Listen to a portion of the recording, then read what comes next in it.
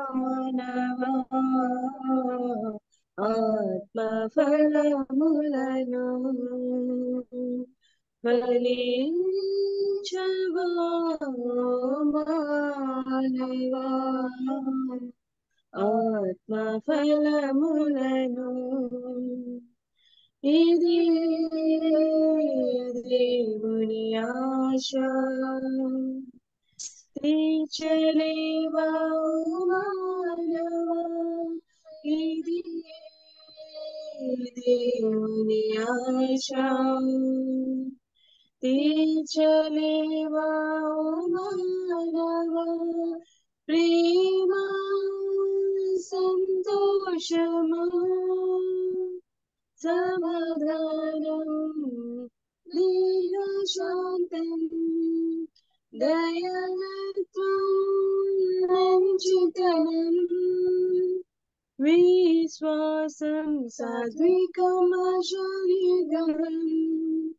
ఇవి కోరిన ఫలము ఇవి కోరిన ఫలము ఫలించవా మానవా ఆత్మఫలములను మంచి నేలను పడిన విత్తనం ఫలించిన రీతి మంచి నేలను పడిన విత్తనం ఫలించిన రీతి దేవుని వాక్యము నీ హృదయములో బహుగా ఫలించెదను దేవుని వాక్యము నీ హృదయములో బహుగా ఫలించెదను ప్రేమ సంతోషము సమాధానం దీర్ఘశాంతం దయాళత్వం మంచితనం విశ్వాసం సాత్వికమశరీరం ఇది కోరిన ఫలము ఇది కోరిన ఫలము ఫలించవా మానవా ఆత్మఫలములను ద్రాక్షవల్లిలో అంటిన తీగె ఫలించిన రీతి ద్రాక్షవల్లిలో అంటిన తీగె ఫలించిన రీతి యేసుని యందు నిలచియుందిన బహుగా ఫలించెదరు యేసుని యందు నిలచియుందిన బహుగా ఫలించెదరు ప్రేమ సంతోషము సమాధానం దీర్ఘశాంతం దయాళత్వం మంచితనం విశ్వాసం సాత్వికమశరీరం ఇది కోరిన ఫలము ఇది కోరిన ఫలము ఫలించవా మానవా ఆత్మఫలములను स्तुति आराधना जति है आशीष लेकर नीचे आती है, स्तुति आराधना पर जाती है। आशीष लेकर नीचे आती है, प्रभु हमारा कितना महान, देखो हमसे करता है प्यार। प्रभु हमारा कितना महान, देखो हमसे करता है प्यार। हालेलुया हालेलुया हालेलुया, विनती और प्रार्थना कर जाती है, उत्तर लेकर नीचे आती है। विनती और प्रार्थना कर जाती है, उत्तर लेकर नीचे आती है। प्रभु हमारा कितना महान, देखो हमसे करता है प्यार। प्रभु हमारा कितना महान, देखो हमसे करता है प्यार।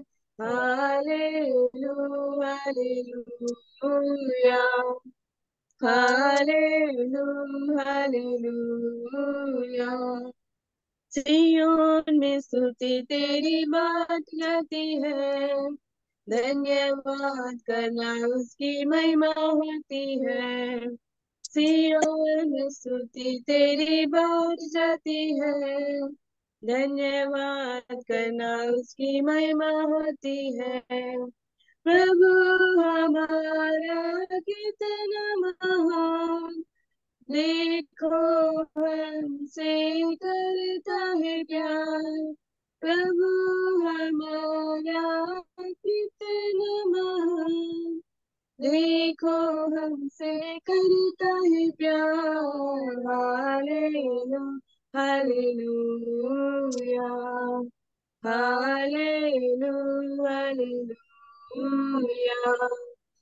Hallelujah hallelujah hallelujah hallelujah. Thank you so much, Victoria and Vanya. The beautiful singing, lovely. Start off our meeting so nicely. God bless you. God be with you. Thank you ever so much.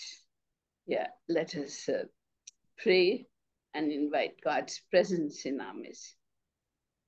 మనం ఇప్పుడు ప్రార్థన చేసుకుందాం, దేవుడి సన్నిధిని మన మధ్యలో తెచ్చుకుందాం. Almighty God, Father in heaven, we thank you and praise you for this sweet hour of prayer that you have given us. ప్రభా స్తోత్రం తండ్రి, మీకే వందనాలు, స్తుతులు, ఘనత, మహిమ సమస్తం మీకే చెందును గాక.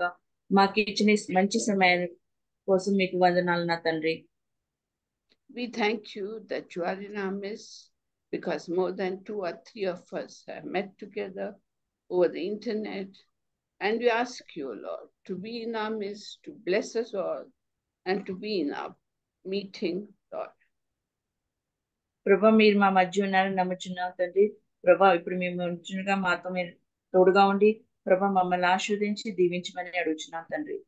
We submit ourselves in your hand, and we ask you to forgive us all the sins that we have committed during the day, O Lord, having done our own thing many times rather than focusing in on you, Lord. ప్రభా ఈ సమయంలో మమ్మల్ని మీ స్వాధీనకి ఇస్తున్నాం తండ్రి. మా పాపాల అపరాధాలు ఈ రోజంతా చేసినవి క్షమించమని ప్రభా మేము ఈ సమయం మీ వాక్యం మీద మీరు ధ్యానించేలాగా మాకు సహాయం చేయమని నజరేయుని యేసునామములో అడుగుతున్నాం తండ్రి. Cleanse us, O Lord, cleanse us, and come in our midst and anoint us, move amongst us. We welcome you, Lord. We welcome you in our midst. In Jesus' name, amen. ప్రభా మీరే మమ్మల్ని శుద్ధిపరిచి మమ్మల్ని cleanse చేసి ప్రభా మీరే మాతో మాట్లాడమని యేసునామములో అడుగుచున్నాం తండ్రి. ఆమేన్. Auntie, your voice is very low, Auntie. Please. My thing is not working properly. Internet, it's suddenly when Victoria is singing, it's racing, and then it's going slow. Okay, auntie. You can't hear still? No, it's okay, auntie. Now it's okay? Yeah, it's okay. Oh, tell me if it doesn't something with the internet. I think your charging is very low, auntie. It's No, showing charging is your network. Okay, your network band this is low. network. It's totally It's showing charged, low. 76% charged. Actually, charging is okay, auntie, but network is low. It's showing. Yeah, Your network is low. You can't hear still, huh? Now it's okay, auntie. It That's is clear, auntie, for us. Because when It's okay. Victoria was singing, it was suddenly racing, suddenly going slow. So I realized that my network is not good. Okay, auntie. Yeah. No, it's okay, auntie. That's okay. Yeah. Okay, I must hold my head up towards the thing and not bow it. Yeah. So we have been seeing how the God-shaped vacuum in our heart can be filled, and we can have a friendship relationship with God which will satisfy us. మనం చూస్తున్న మన ఖాళీ హృదయాన్ని దేవుడికి ఇస్తేప్పుడు మన దేవుడు ఎలా మన హృదయాన్ని నింపుతారో అదే రీతిగా మనం దేవుడితో మనం ఎలా సహవాసం చేయగలుగుతాం అని చూస్తున్నాం. Now today we will look into eternal life. మనం ఈ రోజు నిత్య జీవం గురించి మాట్లాడదాం. Eternal life means life that goes on without ending. నిత్య జీవం అంటే దానికి మరణం ఉండదు, ఎల్లప్పుడూ ఆ జీవం ఉంటది.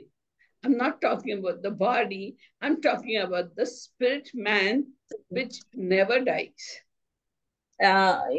ఆంటీ శరీరం గురించి మాట్లాడట్లేదు కానీ ఆత్మ గురించి, ఆత్మ జీవం కోసం గురించి మాట్లాడుతున్నారు. So some people have wrong theory and wrong belief, like, auntie, before we come on the earth, we have been living in heaven, isn't it? They say.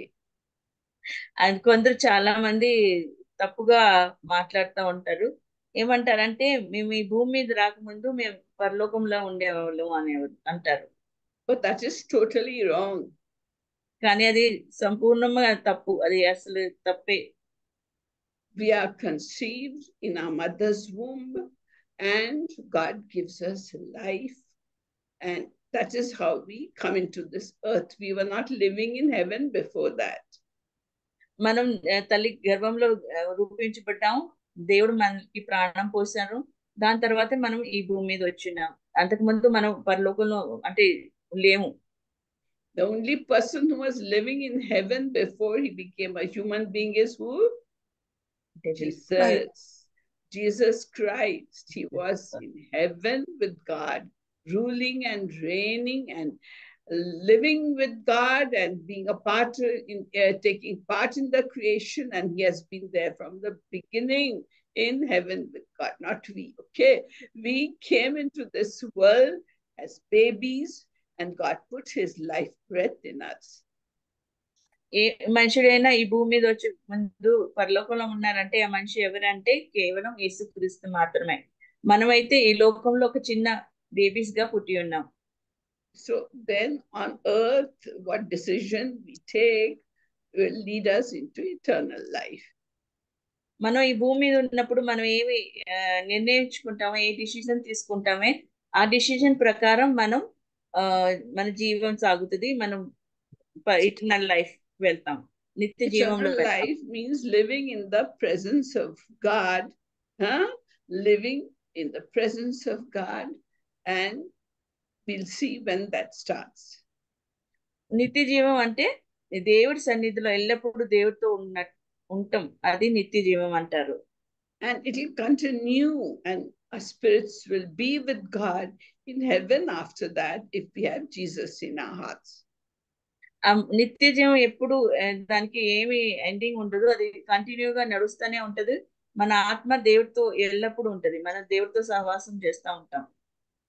Eternal life is a free gift that God gives us, and we don't deserve it at all.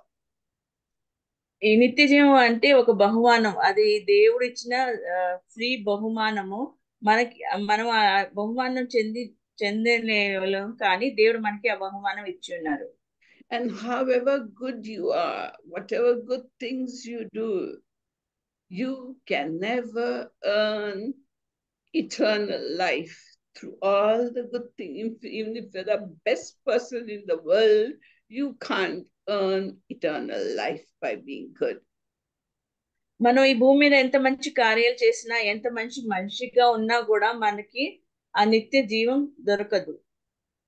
So how do we get this eternal life?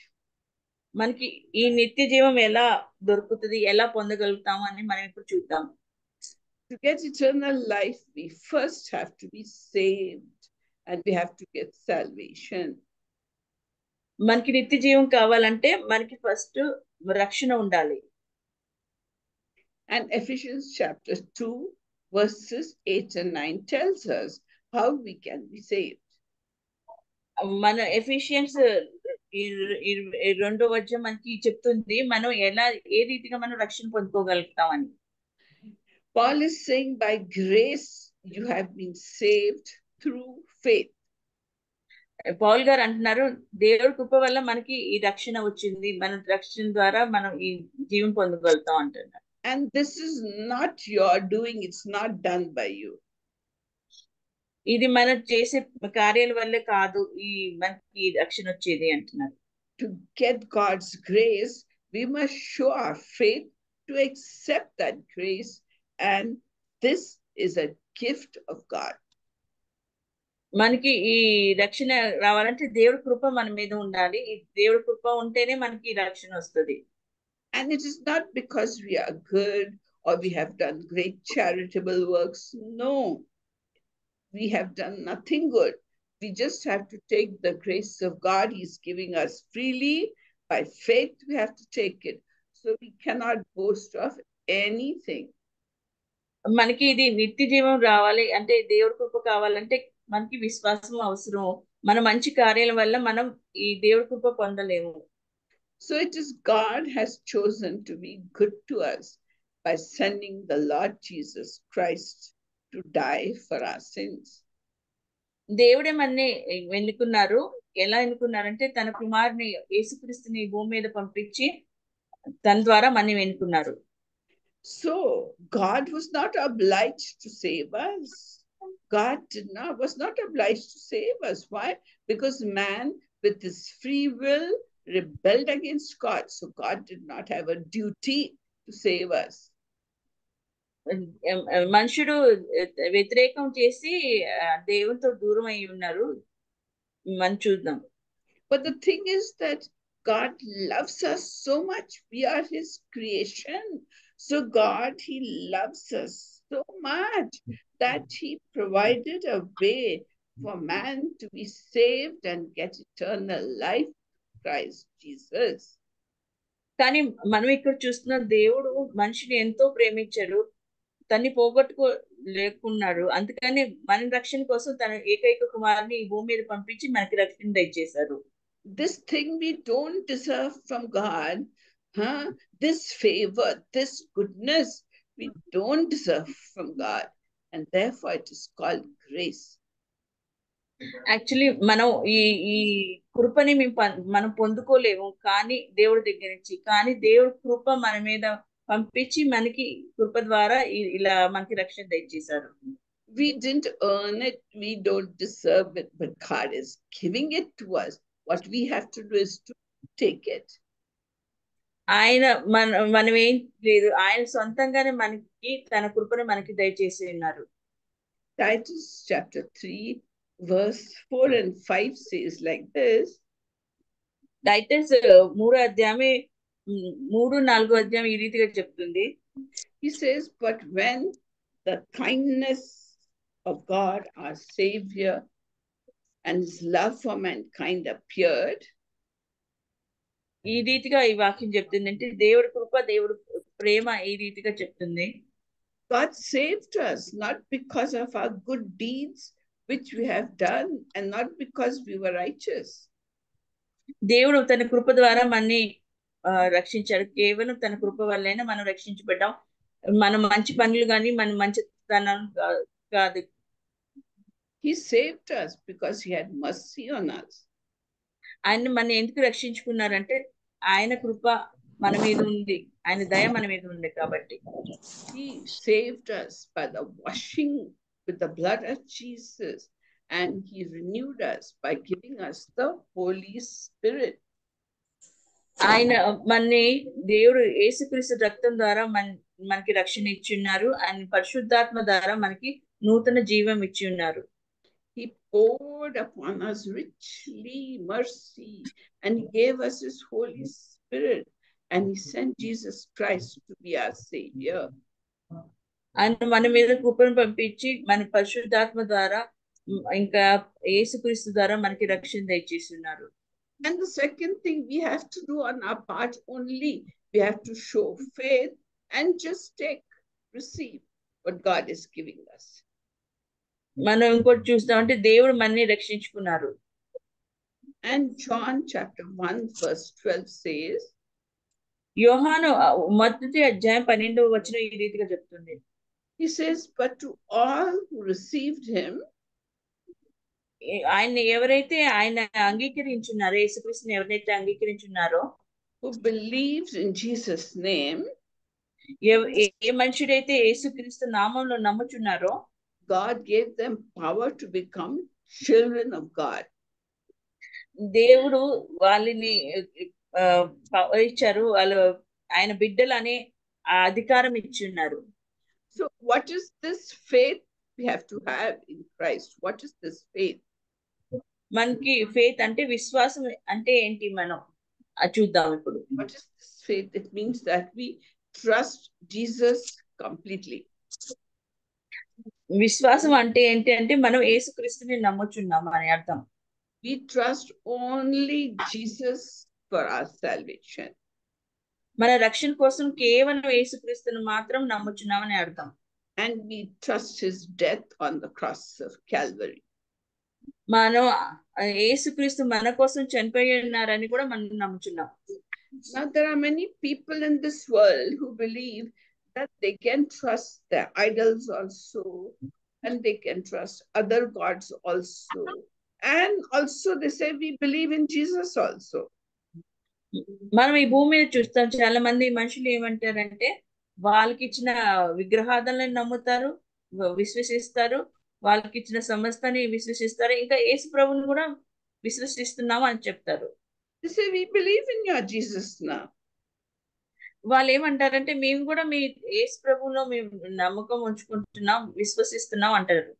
But to be saved, you have to believe only in Jesus and accept his gift of the blood he shed on the cross of Calvary. There is no other name under heaven given amongst men by which we can be saved. Only the name of Jesus can save us. మనం రక్షణ పొందాలంటే కేవలం యేసు ప్రభువుని మాత్రమే నమ్మాలి. ఇంకా ఏంటంటే ఆయన మన కోసం కార్చిన రక్తం మనం నమ్మాలి. మన రక్షణ పొందామంటే కేవలం రక్షణ దేవుడు యేసు ప్రభువు ద్వారానే పొందేమని నమ్మాలి. Therefore John 3:16, we all know what it says. యోహాను 6వ అధ్యాయంలో ఈ రీతిగా చెప్తున్నారు. We all know he says, for God so loved the world. God loved his creation, the human beings. He loved them so much. He didn't want them to go into eternal destruction. So he sent his only begotten son. ఇక్కడ మనం చూద్దాం, తండ్రి ఏం చేస్తూ ఉన్నారంటే ఆయన లోకాన్ని ఎంతో ప్రేమించారు. ఆయనకి ఒక్క మనిషి కూడా నశించిపోతూ నరకంకి వెళ్తాం ఇష్టం లేదు. కాబట్టి ఆయన ఏకైకైన కుమార్ని భూలోకంలో పంపించి మనుషులకి రక్షణ ఇచ్చి ఉన్నారు. So that whoever means young, old, small, any country, poor, rich, anyone.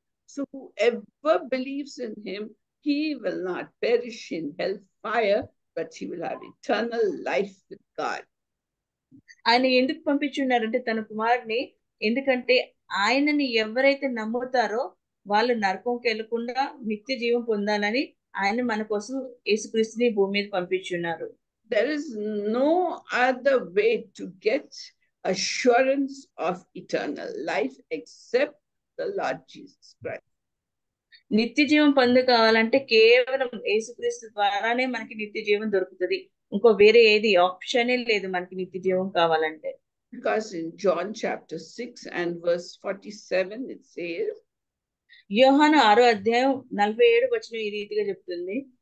It says, truly, truly, I say unto you, నేను నిజంగా మీతో ఈ రీతిగా చెప్తున్నాను, he who believes has eternal life.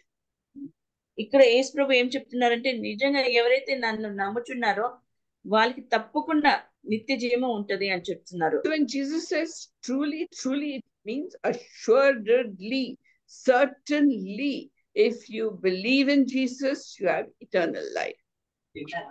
అయితే ఇక్కడ ఏం చెప్తున్నారంటే యేసు ప్రభు, మీరు ఎప్పుడైతే నన్ను నమ్ముతారో, నా నామాన్ని పొందుకుంటారో, నమ్ముతారో, మీకు తప్పకుండా నిత్య జీవం ఉంటది, నిత్య జీవం లేకుండా ఉండదు అని గ్యారెంటీగా చెప్తున్నాడు తను. Now those people who go into hell fire, I mean, they also, their spirit also doesn't die, does it? No, their spirit doesn't die. They burn in hell fire forever and ever and ever, and that is eternal death.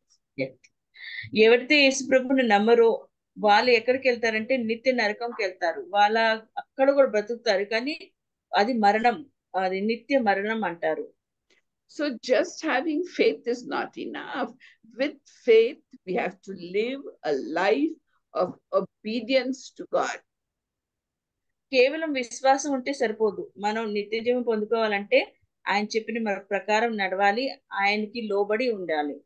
And to live a life of obedience, we must repent on a daily basis.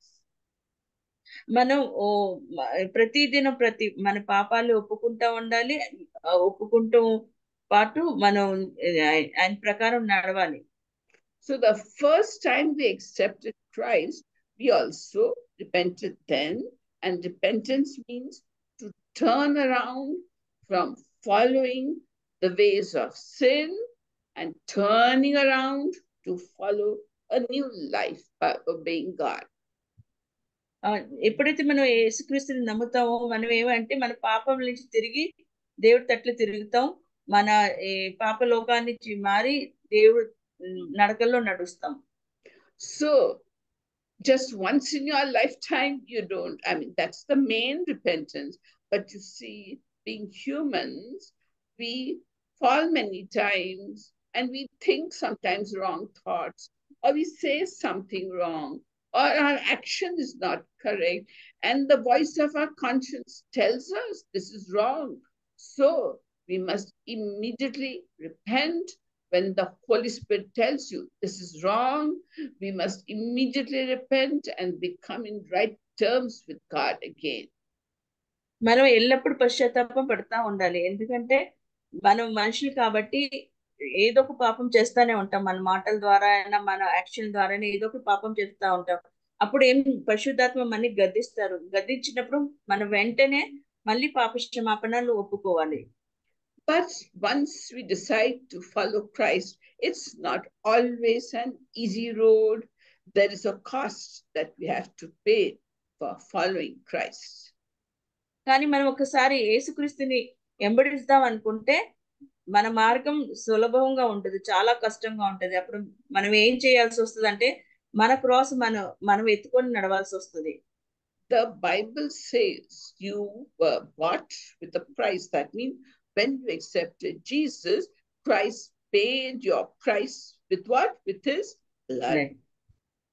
Bible మనకి చెప్తుంది, ఎప్పుడైతే మనం యేసుక్రీస్తుని అంగీకరిస్తామో యేసుక్రీస్తు తన విలువైన రక్తంతో మనని కొనుక్కొని ఉన్నారు అని చెప్తుంది.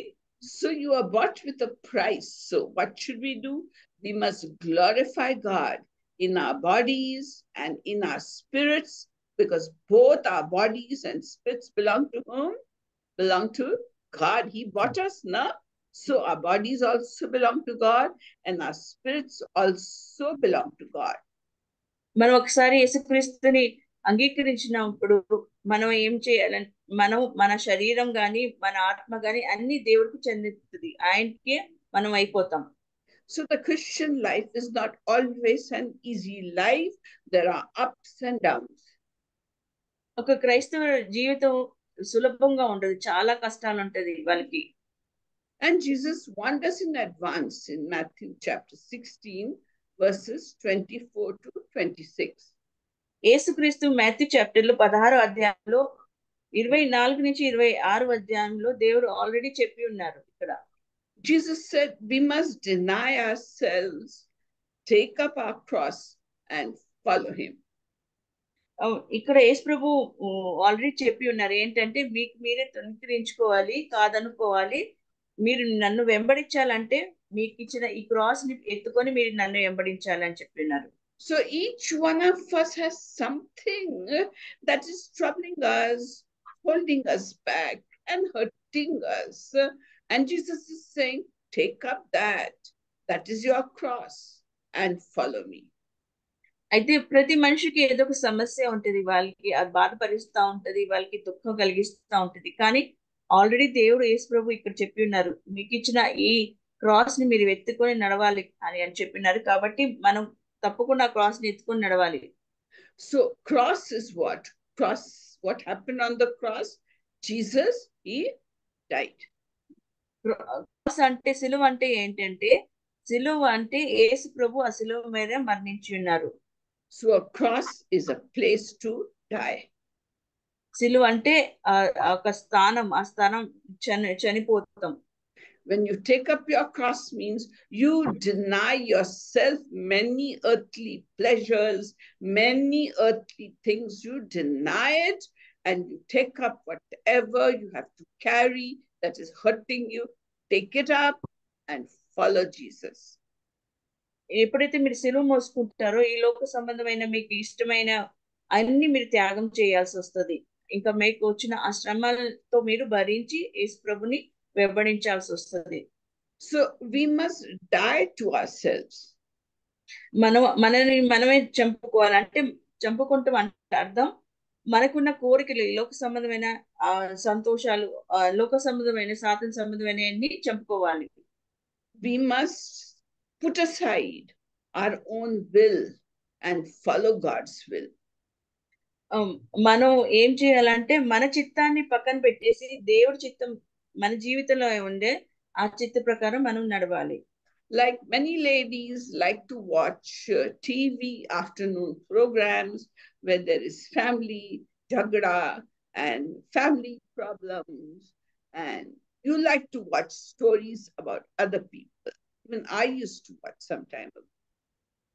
ఇప్పుడు కొంతమంది స్త్రీలు చూస్తారు, వాళ్ళు ఏం చేస్తారంటే టీవీలు చూస్తారు, ఏదైనా గొడవలు జరిగినాయి అని కూడా టీవీలు చూస్తూ ఉంటారు. And the thing is that once you start watching, you can't switch the TV off. You want to see what is next. Okay. What is next? Okay. What is next? And before you know it, all the time has fizzled out and spent uselessly. అయితే మనం ఒక programme start చేసాం అనుకోండి, టీవీలో చూస్తాం, మనం చూస్తూ ఉంటుంది, దీని తర్వాత ఏమవుతుంది అని మన సమయం అంతా టీవీలో వ్యర్థం చేసుకుంటాం. మనకి సమయం ఎలా వెళ్ళిపోతుందో, ఎలా వ్యర్థం అయిందో మనకి తెలియదు. So carrying your cross means that you must have Christ in every part of our life. సిలువని మోస్తూ అర్థం ఏంటంటే, యేసు ప్రభుని ప్రతి విషయంలో ఆయన్ని మన జీవితంలో ఉంచుకుంటాం. Like we have got 5 senses. You all know: hearing, seeing, tasting, feeling. Okay, all these 5 senses we have. So these 5 senses, if we follow, the Bible says we are following what? We are following the flesh. మనకి 5 senses ఉంటాయి, అంటే వింటము, ముట్టము, taste చూసుకుంటాం ఇలా. అలా అయితే మనకి Bible కూడా ఏం చెప్తుందంటే, మనం ఇవన్నీ చేస్తున్నాం అంటే మనం శరీరాన్ని ఫాలో అవుతున్నాము అని అర్థం. I'm not saying that reading is bad or watching a little TV is bad. I'm not saying all these things are bad.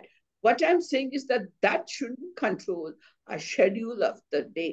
It is we and our planning that should control the day, and not outside forces and outside attractions control our day.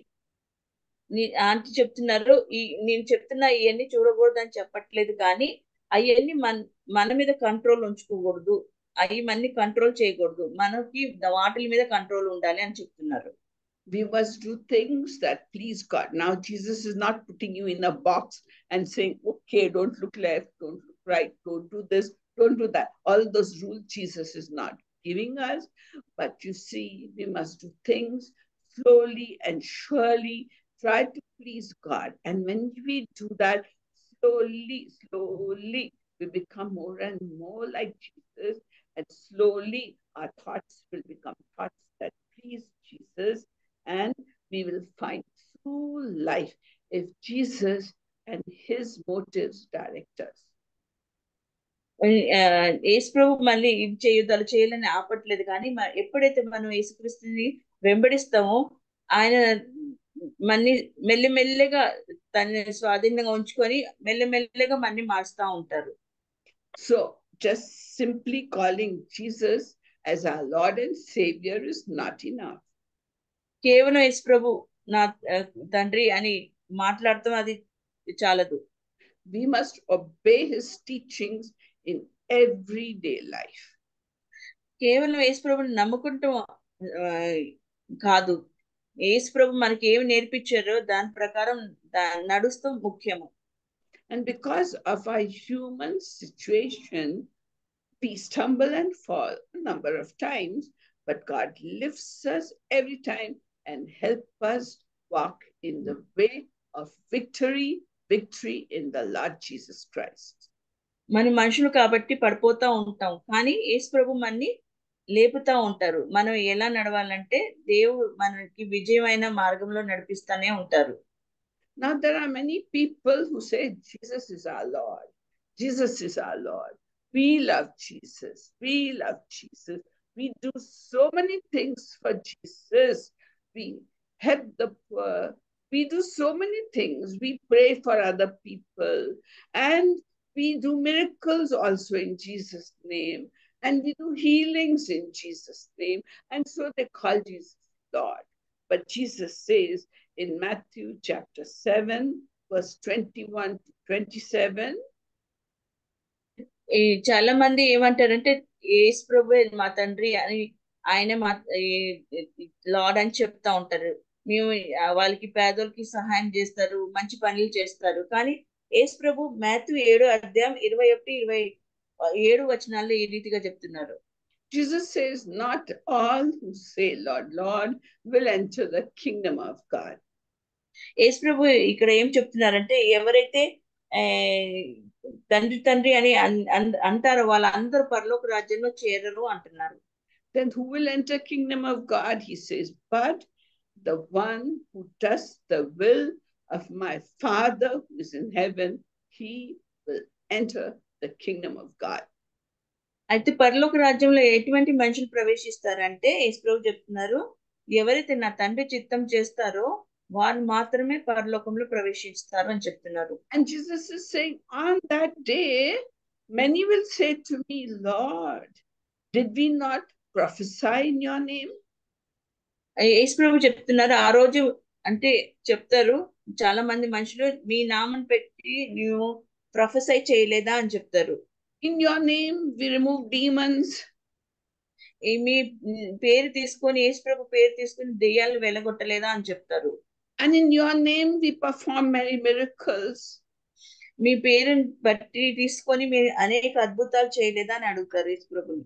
And Jesus is saying, then I will say to them, అప్పుడు యేసు ప్రభు అంటున్నారు, నేను వాళ్ళతో ఈ రీతిగా చెప్తాను.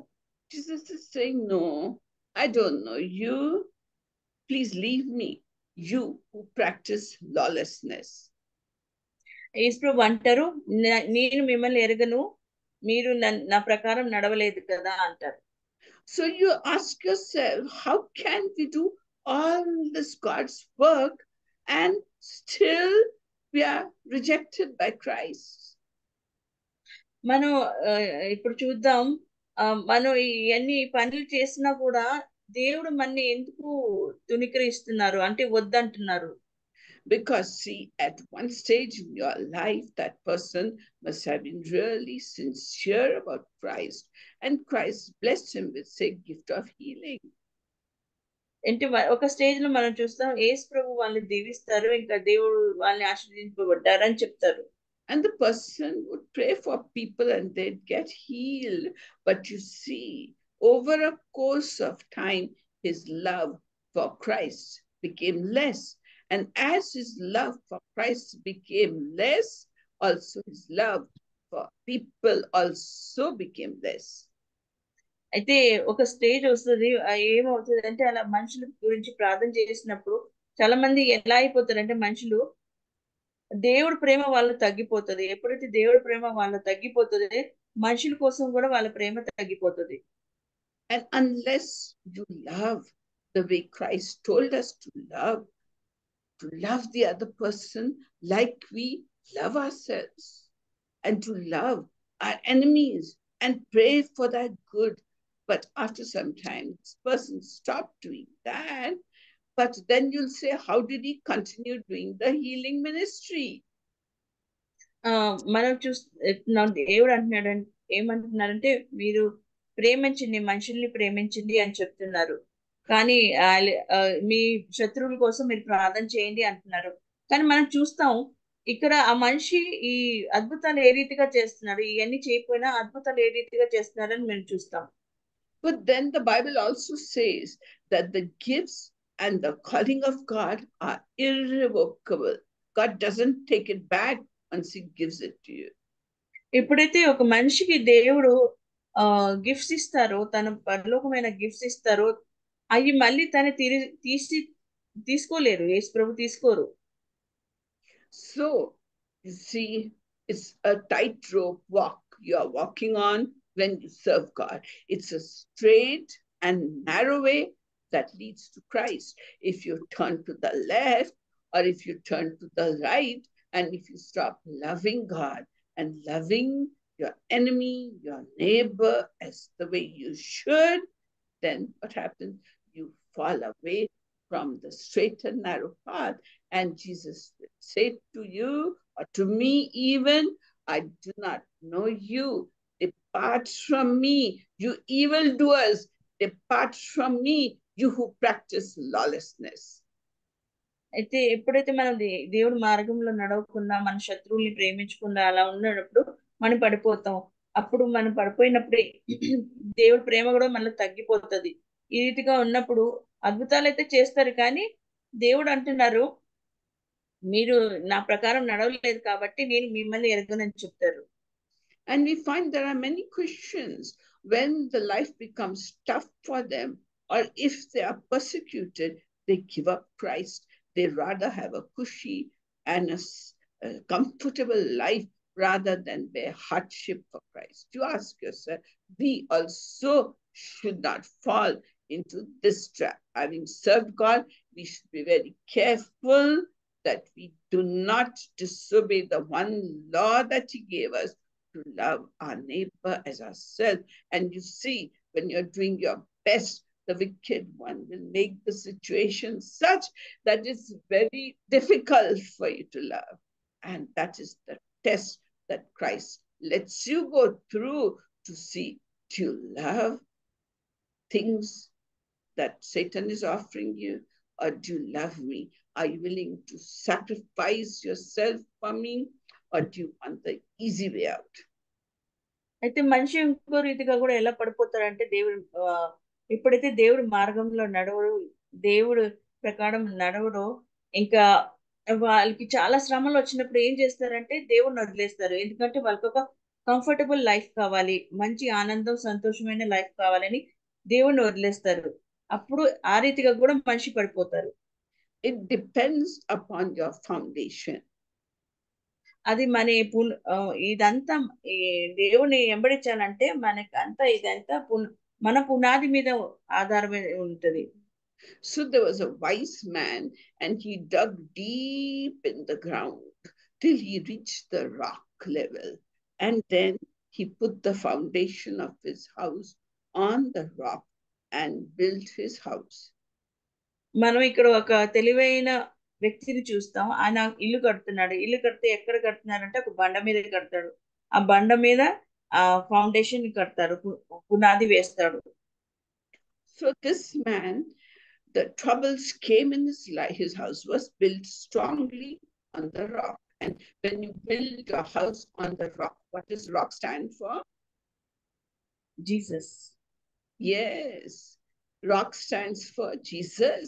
You build your foundation on the rock of Christ. You build your home upon Christ. That means you read your Bible, you pray every day with your family members, and read your Bible with your family members, and make your family strong, so that when troubles come in your family, when there is failure, when there is sickness, when you lose your job, when your finances are bad, still you stand firm upon the rock of Christ. He will hold you together.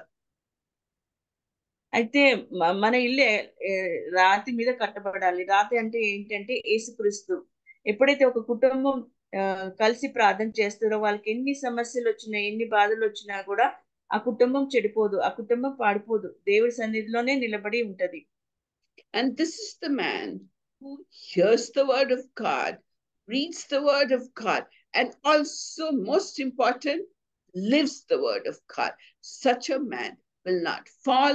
Such a family will not break up when the troubles come upon them, as they come upon all of us. If you find, all of us have troubles, but then if you stand firm on the rock of Christ and do what he says, do what the Bible says, then you will be saved.